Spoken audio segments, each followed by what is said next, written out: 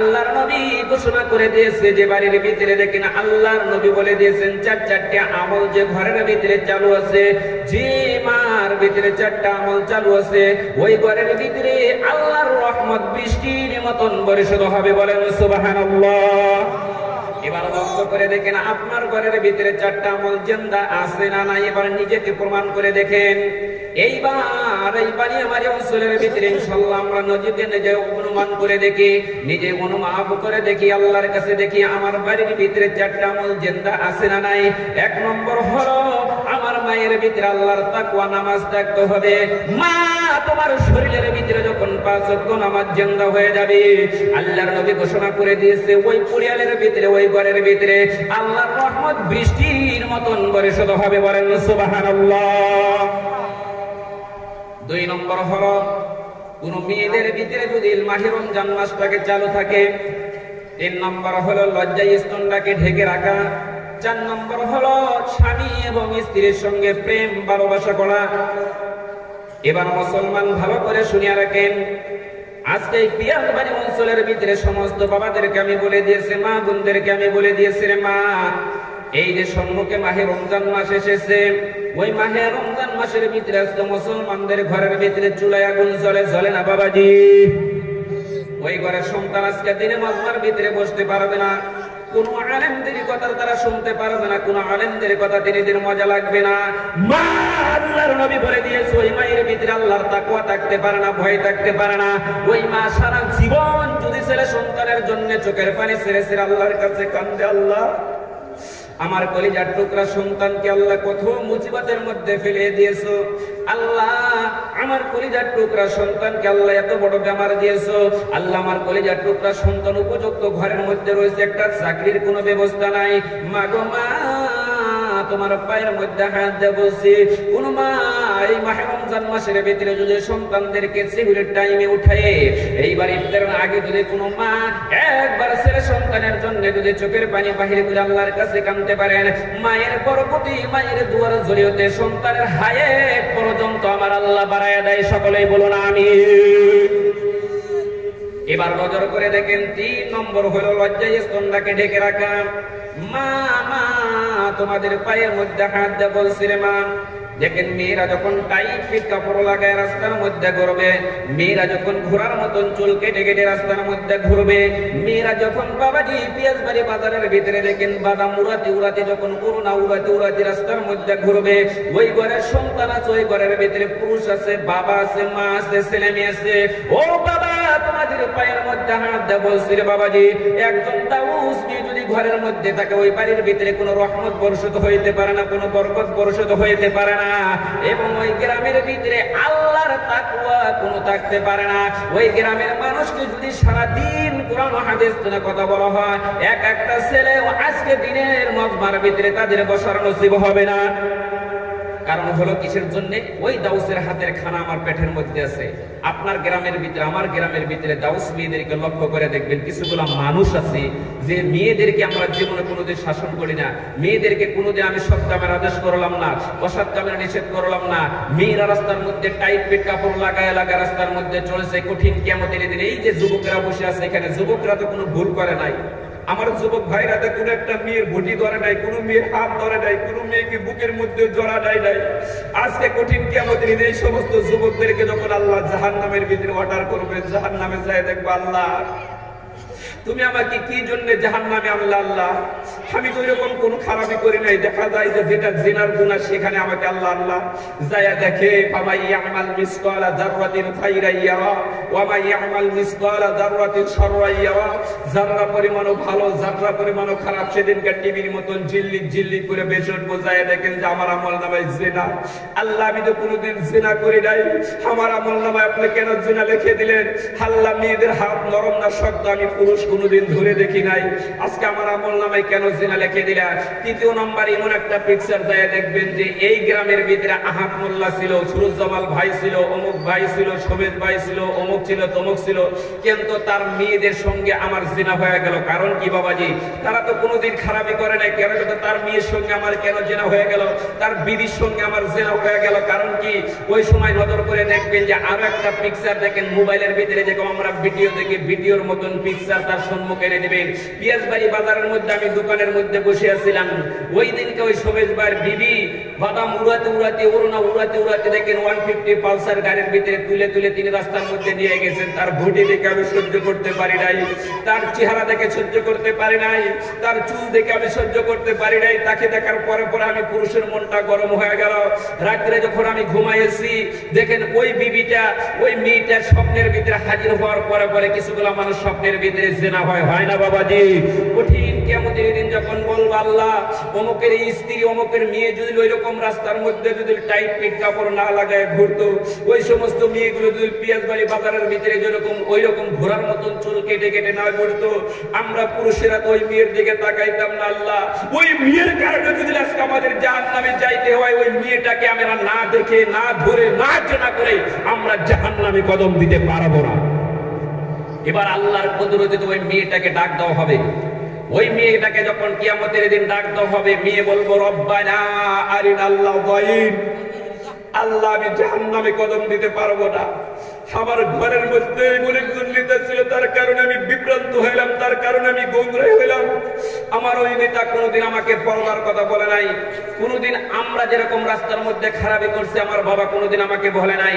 তার বাবাকেও ডাক দেবো, বাবারে তুমি যদি 4 লক্ষ টাকা দাও হজ করে এসে দেখো তোমার মতন হাজি সাহেব ছাড়া পিয়াজবাড়ির ভিতরে নাই, তোমার মতন বুজুর্গ পিয়াজবাড়ির ভিতরে নাই, তোমার মতন নামাজি গ্রামের ভিতরে নাই, কিন্তু তুমি কোনোদিন তোমার মেয়েদেরকে পর্দার কথা বলো নাই। মেয়ে যখন বলবো রব্বানা আরিনাল্লাহু যাইন, আল্লাহ আমাকে যে বিভ্রান্ত করেছে, যে আমাকে গোমরাহি করেছে, ওই বাবাকে চাই। এইবার যখন ওই বাবাকে মেয়ের সম্মুখে যখন কাঠ গড়ানো হবে, মুসলমান ভালো করে শুনিয়া রাখো, এইবার বাবার সম্মুখে যখন মেয়ে দাঁড়ায় বলবো না জাআলহুমা তাহতা কুদামিনা লিয়াকুনা মিনাল আসফালিন, আল্লাহ বলে দিয়েছে ওই সমস্ত মেয়েগুলি, ওই সমস্ত বাবাকে নেতাদেরকে দেখেন জাহান্নামীরা বাবার বুকের মধ্যে লাগতে মেরে মেরে তারা জাহান্নামে নিক্ষেপ হবে। বাবারে আমরা যারা এখানে বসিয়েছি নিজে আমল করব এবং আহলে আওলাদকে আমরা জান্নাত, আমরা জাহান্নামের আগুনের থেকে যারা বাঁচাইতে পারবো তারাই হলো কিয়ামতের দিন সঠিক ঈমানওয়ালা ব্যক্তি। বলেন সুবহানাল্লাহ। মা মা মা মেয়েরা যখন বাবার বুকের মধ্যে লাগতে মেরে দিয়েছে, আমার নবী সেটা বলে নাই। আমার নবীর পেটের মধ্যে যখন 1 দিন না রে মা, 2 দিন না 3 দিন হয়ে গেল, আমার নবীজি পেট ধরে ধরে যখন ওই মেয়ের বাড়িতে চলে গেল, আমার নবীজির কলিজা মুবারক আমার আল্লাহ ঠান্ডা করে দিয়েছে। বলেন সুবহানাল্লাহ। এইবার নবীজি 63 বছর জিন্দেগির ভিতরে কোনোদিন নরম বিছানার ভিতরে ঘুমাই নাই। আমার নবীজি 63 বছর জিন্দেগির ভিতরে কোনোদিন উদ্দর করে খানা খাই নাই। আমার নবীজি 63 বছর জিন্দেগির ভিতরে কোনোদিন বালিশের ভিতরে মাথা লাগাই নাই। শান্তি শান্তি বস্তু বিশ্বনবীর মুখের ভিতরে, বিশ্বনবীর অন্তরের ভিতরে আল্লাহ দেখাই নাই, চোখের ভিতরে দেখাই নাই। বাবারে ওই নবীজি শুধুমাত্র এক জায়গার ভিতরে যা শান্তি পাইতো, যখন মেয়েদের সম্মুখে দাঁড়ায় গেত, আল্লাহর নবীজি বলে দিয়েছে আমি নবীজির যখন ক্লান্ত হয়ে যাই, আমি নবীজির শরীরের ভিতরে যখন ভালো লাগে না, ভালো লাগে না, আমি নবীজি যখন মেয়েদের কাছে চলে যাই, মেয়েদেরকে যখন আমা মা মা মা বলে যখন ডাক দেয়, আমি নবীজির কলিজা মুবারক আমার আল্লাহ ঠান্ডা করে দেয়। এই যেখানে যারা বসে আছেন, যারা যুবক ভাই বসে আছেন, মুরব্বী বসে আছেন, আপনাদের পায়ের মধ্যে হাত দিয়ে বলছি বাবাজি, যদি আপনার ঘরের মধ্যে মেয়ে আছে বাবাজি, একটা কথা আগামীকাল আপনি পরীক্ষা করে দেখেন, আপনার শরীরের ভিতরে যখন ভালো লাগে না, আপনার শরীরটা যখন ক্লান্ত হয়ে গেল, আপনি আপনার ঘরের ভিতরে চলে যান, আপনার ঘরের ভিতরে যা যদি মেয়েদেরকে মা মা মা মা বলে যখন আপনি ডাক দিবেন, এইবার আল্লাহর নবী বলে দিয়েছেন বাবা যখন মেয়েদের সম্মুখে যখন আম্মা বলে ডাক দেয়, আল্লাহ তাআলা বাবার কলবের ভিতরে শান্তি রহমত পরিশোধ করে দেয়। সকলেই বলুন আমিন। এইবার লক্ষ্য করে দেখেন আমার নবীজি জীবনে কোনোদিন উদ্দর বলে খাওয়া যায় নাই, কিন্তু সব সময় দেখেন টেনশনের মধ্যে দিনের দাওয়াতের জন্য লা ইলাহা ইল্লাল্লাহ কলেমা নিয়ে তিনি ব্যস্ত থাকেছেন। হঠাৎ করে একজন সাহাবী নবীজিকে বলছি, ইয়া রাসূলুল্লাহ, আপনি চোখের পানি ছেড়ে দেন না। আপনি যখন 3 দিন হয়ে গেল, আপনি মদিনাতুল মুনাওয়ারার ভিতরে যখন আপনাকে পাওয়া যায় না, আপনি কি জানেন না আপনার বাড়ির খবর কি আপনি ভালো করে দিতে পারেন? এবার দেখেন, আমরা যখন সফরে যাই, আমরা গুয়াহাটি যাই, আমরা বোম্বাই যাই না বাবাজি? যখন বাড়ির ভিতরে আমরা আসলাম, পিয়াজবাড়ি বাজারে আসলাম, পিয়াজবাড়ি বাজার জতুল সত্তা বাবাজি বলে, তুমি যে আজকে গুয়াহাটিতে 3 দিন 4 দিন 10 মাস 10 দিন ধরে, এইবার তুমি অনেক দিন হলো বিদেশের মধ্যে রয়েছে, তুমি কি জানো তোমার বাড়ির ঘটনা? একজন সাহাবী বললেন, ইয়া রাসূলুল্লাহ, আপনার বাড়ির ঘটনা কি আপনি জানেন না?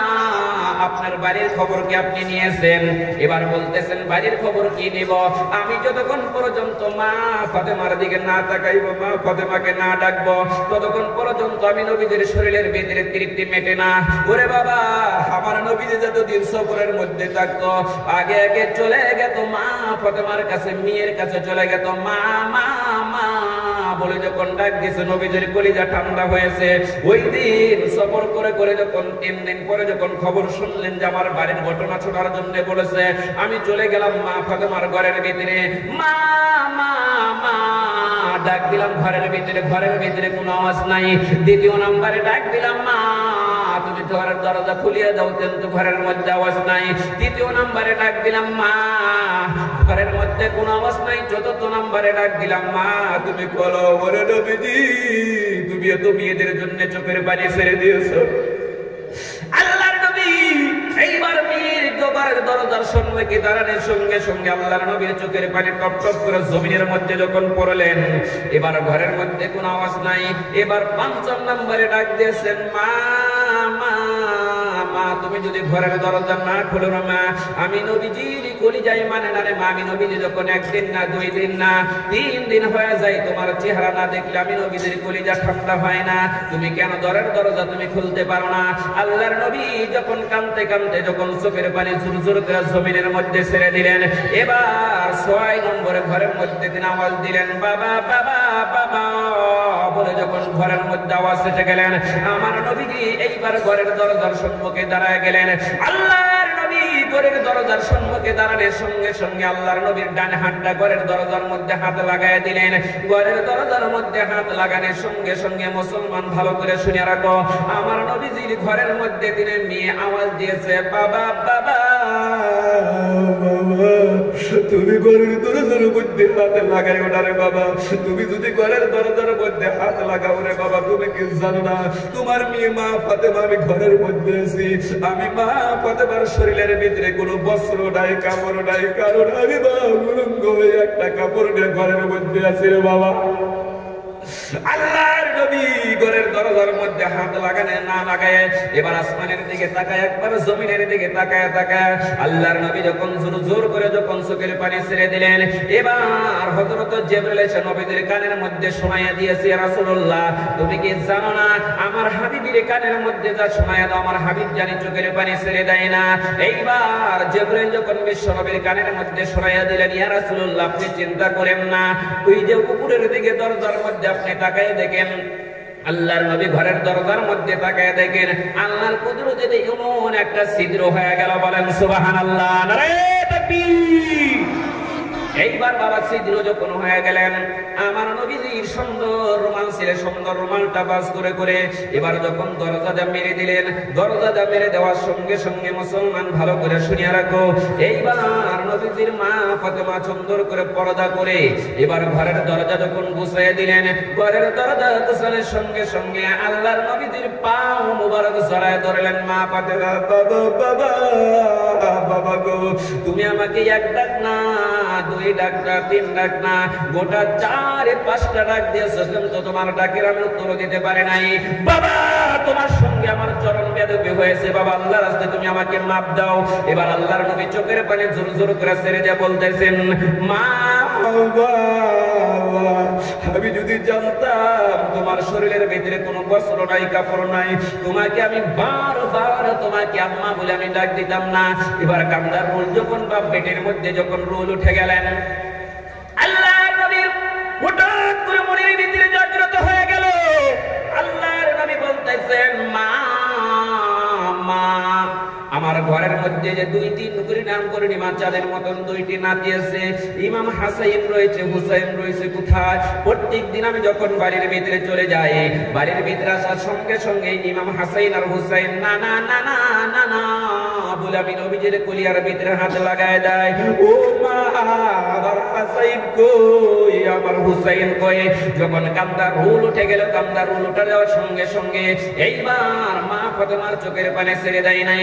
আল্লাহর নবী বলছে, মা মা, তোমার কাছে চাইলাম দুইটা হাসাইন আর হুসাইন কোথায় গেছো, তুমি কেন কথা বলো না? এইবার দুইটি চোখের পানি জোর জোর করে যখন বাহিরে করে দিয়েছে, আল্লাহর নবী বললেন, মা গো মা, তোমার কাছে চাইলাম দুইটা ছেলের কথা, হাসাইন আর হুসাইনের কথা, তুমি কি জন্য বারবার তুমি চোখের পানি দুইটা বাহিরে করে দিয়েছো? আল্লাহর নবীর চোখের পানি যখন বাহিরে হয়ে গেল, আমার হাসাইন আর হুসাইনের কিবা হয়ে গেল। এইবার মা ফাতেমা জোর জোর করে চোখের পানি ছেড়ে ছেড়ে বলতেছেন, বাবা বাবা, তুমি যদি দেখতে যাও আমার শরীরে কুড়ার দিকে তুমি লক্ষ্য করে দেখো, দুইটি ছেলে পূর্ণিমার চাঁদের মতন গলা কাটা মুরগির মতন করে চটপট চটপট লাগাইয়া দিয়েছে। আল্লাহর নবী এইবার ঘরের কোনার দিকে লক্ষ্য করে যায়, দেখেন যে হাসাইন হাত তুলতে পারে না, পা তুলতে পারে না। যে হুসাইনের চেহারার ভিতরে কোনোদিন একটা মৌমাছি পর্যন্ত কামড় দেয় নাই, আজকে হুসাইন হাত উঠাইতে পারে না, পা উঠাইতে পারে না। আমার নবীজি হাসাইনকে ধরলেন, নানা নানা বলে ডাকলেন, কিন্তু তিনি গলার মধ্যে কোনো আওয়াজ নাই। মা ফাতেমাকে ডাক দিলেন, মা মা মা, আমার হুসাইন কেন কথা বলতে পারে না, হাসাইন কেন কথা বলতে পারে না? আল্লাহর নবীর কলিজার টুকরা মা ফাতেমা চোখের পানি জোর জোর করে ছেড়ে ছেড়ে বলতেছেন, বাবা বাবা বাবা, তুমি ভালো করে শুনিয়া রাখো, আমার হাসাইন আর হুসাইনের দিকে তুমি নজর করে দেখো। আল্লাহর নবী ভালো করে নজর করে দেখেন, ঠোঁট দুটা কাঁপে, জিহ্বা লড়ে, মনে হয় জিহ্বা লড়ার তীরে বোঝা যায় এখনো পর্যন্ত নানা নানা বলে ডাকে, কেমন তো গলার আওয়াজ নাই।